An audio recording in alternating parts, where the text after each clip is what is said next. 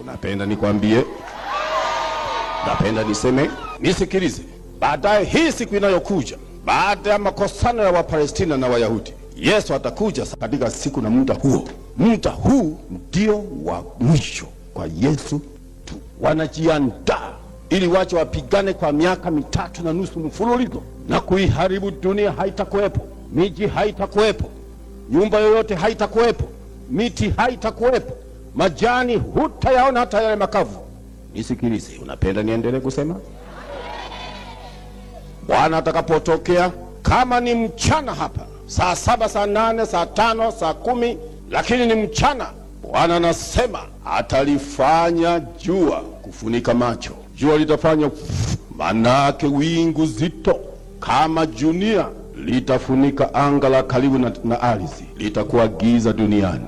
Giza. Junia litakaloshuka kwa sekondi, hata kabla ya sekondi itakuwa tu tayari ameshatokea na wote wameshakwenda. Hakuna tena kusema niungame nimuone mchungaji nikatubu. Unamtegemea bila huyu Yesu. Mchungaji ni msaada wako kwa mambo ya kiroho, lakini siri ya maisha yake ni huyu anayemtumikia.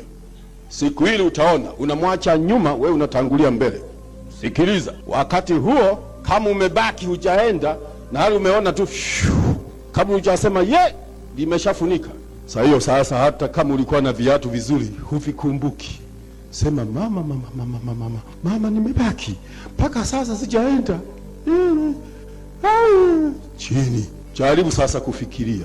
Jaribu sasa ujifikirie kama utakumbana nayo yatakayokuja siku za miaka 7 ambayo inaitwa ni dhiki kuu. Kama utaweza, maana ndio maana yaliitwa dhiki kuu itakayotokea, ambayo haijatokea kabla na baada ya dunia kuwepo. Ndio haya tunayahubiri na yaliyomfanya Yesu afe msalabani, ili binadamu ayaepuke haya. Si kwamba alikuja tukufa, hapana, ili ayaepuke haya ambayo nitayanena leo. Sasa saa hiyo kama umebaki hukwenda, ujue wote waliookoka kweli kweli wameshakwenda. Unabaki wewe na dini yako sasa. Kimbia sasa kanisani kwako. Utalikuta msalaba upo, utakuta kila kitu kipo. Ingia ndani utakuta fomu zimo. Mbele ya madhabahu kuna msalaba. Tatazama kwenye madhabahu ya meza utaona kitabu Biblia. Ujui kwamba ule uhai uliomo humu umeshaondolewa, yamebaki maandiko. Utalifunua, utafika muli utaona kwenye magoti kama unagongana namna hivi. Ujui ile kanga ya pili au suruali ulishaingoa kwa kuikanyaga. Ujui ukoje saa hiyo, wala huwezi kujitambua.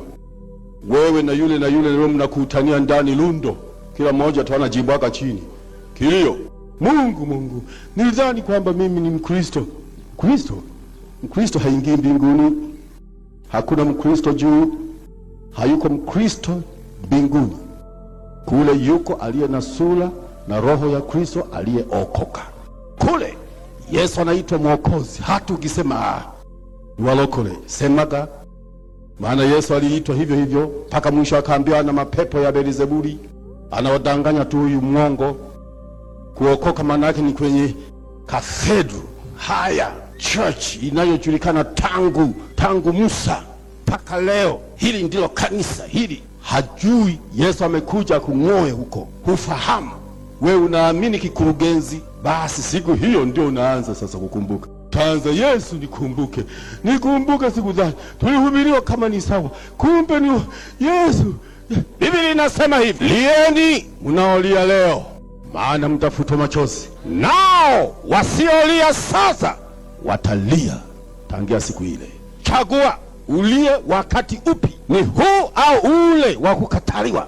Maana lazima binadamu alie, kwa sababu yeye alikuja akalia. Lazima tupite hatua hiyo.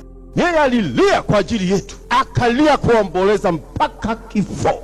Lazima na binadamu alie, aomboleze mpaka mwisho. Bila hivyo, acha kutumainia na kumwomba Mungu wako akusaidie. Usijali, maana Mungu habadiliki. The same yesterday, today and forever. Habadilishwi na mtu, wala teolojia, wala elimu gani, wala nini imapinja hii ya kutupapaisha. Hayako kwa Mungu. Kwa Mungu ni neno la Mungu tu, na kumgeuza mtu awe anakoelekea mbinguni. Mbinguni ni watakatifu, mbinguni ni watakatifu, mbinguni ni watakatifu tu. Watamwona kama alivyo mtakatifu. Hawaingii wenye dini, hawaingii. Mawazo ya mtu yatakeuzwa.